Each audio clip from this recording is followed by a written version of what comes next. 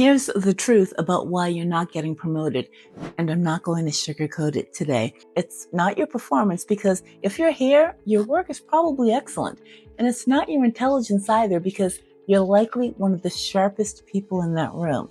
It's that nobody can see any of that because you're not speaking up. You're rehearsing what you want to say and waiting for the perfect moment. Then the meeting ends and you said practically nothing. And someone else, someone who did less, prepared less, and honestly, probably no less than you, they spoke up, and as a result, they were perceived as being a leader. Now, at Social Confidence Pro, we coach high performers in highly analytical roles. In general, our clients have the technical skills locked in, and the social skills, you could say, well, not so much. Now, if any of that sounds familiar, you're in the right place. So hit subscribe because we're about to fix this. Let's talk about what that freeze cost you. Don't think of it as just one uncomfortable meeting where you held back on presenting your findings. We're talking about your reputation here. And your reputation gets built slowly and silently in every single meeting where you didn't speak. Every time you waited too long for the perfect opening, and every time you let the moment pass instead of taking it, your reputation took a small hit. And those hits add up faster than you think. I hear this directly from my clients all the time. A software engineer told me that she wasn't getting promoted because she was too reserved in meetings. And a biotech researcher said that he always struggled to speak up, even when he knew exactly what needed to be said. And these aren't people without ability. You could say they're standouts in their field in every way except visibility. In most organizations, visibility is one of the biggest deciding factors between who gets promoted and who gets passed over. And notice what I didn't say. I didn't say performance reviews. I didn't say technical output. I said visibility, making sure people know who you are. That's the part nobody warns you about when you're building a career that requires you to be technically exceptional and communicative in group environments at the same time. Now, for a lot of analytical, cerebral professionals, that combination feels like a tall order. Your work gets you hired, your presence gets you promoted, and if you spent years heads down delivering excellent results, letting your technical performance do the talking, here's what happened. You train the people around you to see you as a great executor and not as a future leader. So why does this freeze happen in the first place? Most people assume it's a preparation problem. If I just prepped more, if I felt more certain, if I had a tighter answer ready, I'd speak up. So they over prepare, they write out notes, they rehearse in the shower and on the commute in, and they still freeze. Here's what I want you to understand. It's not a knowledge problem, it's an identity problem. Somewhere along the way, you built a story about who you are in professional rooms. You're the quiet one or the deep thinking one or the one who needs more time before speaking. And that story runs on autopilot no matter how prepared you are.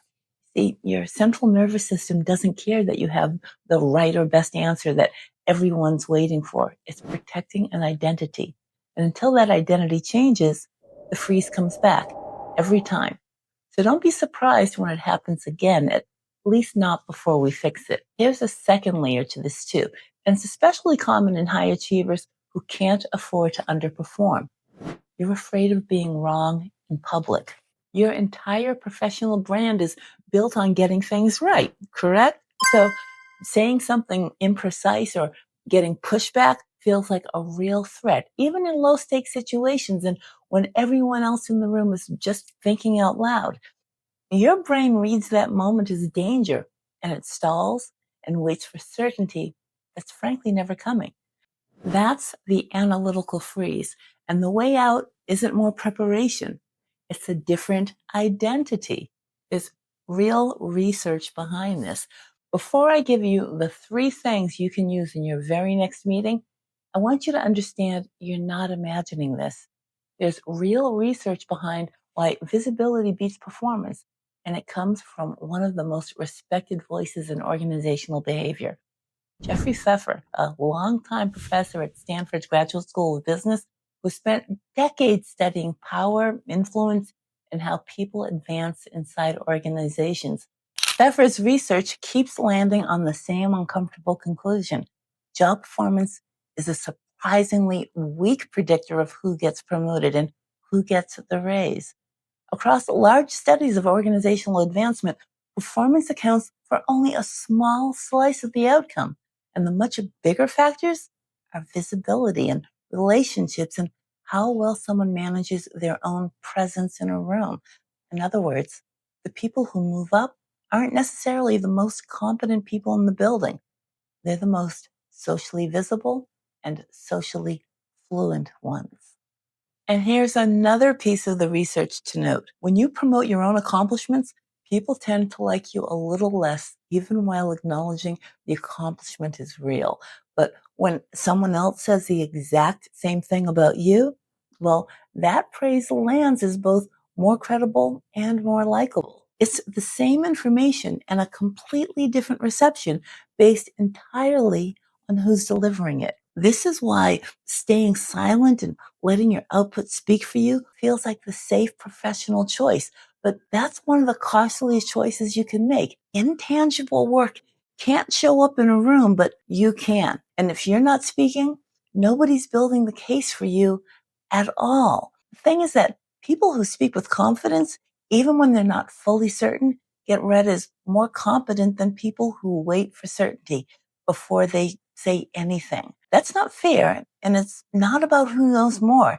It's about who's willing to put a thought on the table while it's still forming, instead of waiting until it's polished enough to feel safe. Just think about the last meeting where someone spoke up early with a half-formed idea, and the room built on it and refined it and eventually credited them for the direction the whole conversation took. Now think about the meeting where you had the fully formed, more accurate version of that same idea sitting quietly in your notes the entire time. One of those people just got remembered as a leader. The other just got a little more evidence that speaking up isn't worth it, which is exactly backwards. There's something about visible achievement that tends to excuse almost everything else around it. Once someone is seen as successful, people stop scrutinizing the path that got them to where they are and start assuming the path was sound all along. Meanwhile, someone doing equally strong or stronger work in the background gets none of that benefit of the doubt. The visible person's mistakes get reframed as learning moments, and the invisible person's silence gets read as lack of readiness. Just think about that. It's the same organization with two completely different outcomes, and the difference has almost nothing to do with the actual work. Now, none of this means that you need to become a different person or someone loud or self-promotional in any way that feels icky to you, or someone playing politics. It means the game has different rules than the ones you were taught. And once you know the real rules, you can play them in a way that still feels like you. That's how it should be. Now, here are 3 things that you can use starting in your very next meeting. Number 1 is to speak in the first 3 minutes. Not something brilliant, just something, anything. A question, an observation, a compliment, an acknowledgement, or one sentence agreeing with what somebody else just said.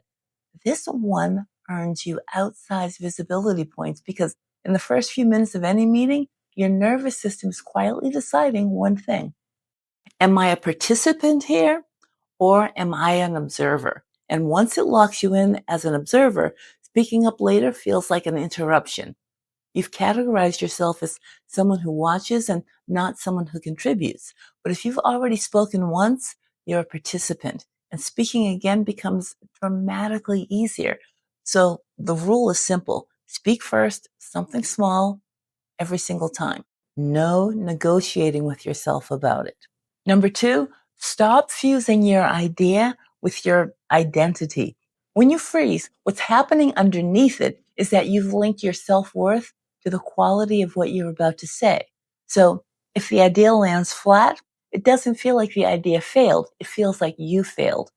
A better way to think about it is that you're not putting yourself forward. You're offering a data point. Start treating your meeting contributions that way. A data point, a perspective, a question, not you on trial, just information being added to a shared conversation. That one reframe changes what speaking up feels like from the inside. Number 3 is change what you believe speaking up means. Most of the people I work with carry a version of this belief. If I say something and I'm wrong, people will think less of me. So silence feels safer. But leaders aren't the people who are always right. They're the people who put ideas on the table, engage, and course correct in real time when they need to. Staying quiet to protect your track record is not professionalism. It's self-protection. And it's quietly costing you your career. Every time you don't speak up in a meeting, you're shrinking your reputation, not protecting it. Some of you watching this are doing truly exceptional work and you're getting strong reviews and you're still not moving up. I know it doesn't make sense on paper, but still let's talk about why. Here's what's happening. At the individual contributor level, you produce, you deliver, and you're good at it. But the moment you're being evaluated for a senior role or a leadership position or a director title, the next level up, the criteria shifts completely. Now influence and visibility enter the equation. And the people making these decisions are trying to figure out whether you can think in real time and lead out loud, not just execute quietly. And if you've been doing great work behind the scenes without ever being seen doing it, you've made yourself invisible to the exact people making that call. This isn't fair, and it's genuinely not fair that how you show up in a conference room can carry more weight than what you produce. But knowing that it's true means you can finally do something about it instead of continuing to lose to it. All along, you've probably thought you were being thoughtful and measured and careful and professional, but here's how that reads from the outside to your colleagues sitting around the table. It reads as disengaged and uncertain, maybe not ready. That's the misread, and you get to correct it now, but only if you start showing up differently.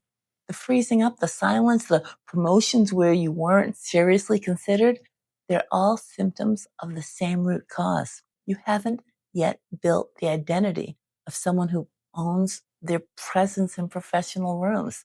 The 3 things I just gave you will help. Trust me, they work. But if your self-concept still says, I'm the quiet one or the reserved one, you're going to feel like an imposter and like you're wearing a costume you put on before the meeting and you take off the second you can't handle the pressure because you haven't embodied that identity yet. You're still borrowing it, let's say. What creates change that lasts is identity. It's identity level work, or in other words, deciding deliberately who you are in rooms like that, who you're choosing to become and who you want to be. Look at it this way. Being the one who has nothing to say is also a choice. So why not take the high road, elevated path to a better, stronger identity? At Social Confidence Pro, we build what I call the second self, which is your professional identity that's confident, clear, and present, and one that doesn't need certainty before it's willing to speak, and that sees visibility as a professional responsibility, not a professional risk, if you will. And once that identity is in place, the tactics stop feeling like tactics because you're not performing like a confident person. You are confident. That's the real difference between change that lasts and change that fades in a month. So if you're years into your career and you still freeze in meetings, you weren't born this way and you don't have to stay this way. Social presence is a learnable skill, and building it changes everything about where your career goes from here. If you're being passed over for promotions, it's your visibility. And visibility is something you can build intentionally and deliberately, starting in your very next meeting. So the first step is deciding this is worth addressing now, not eventually. The Social Skills Mastery podcast is where I go deep on this every single week. The mindset, the strategy, and the identity work that makes this shift real and permanent. There's close to 300 episodes waiting for you, and the link is in the description. You're too talented to stay invisible in the presence of the people who are deciding your future. Subscribe so you don't miss what's coming next.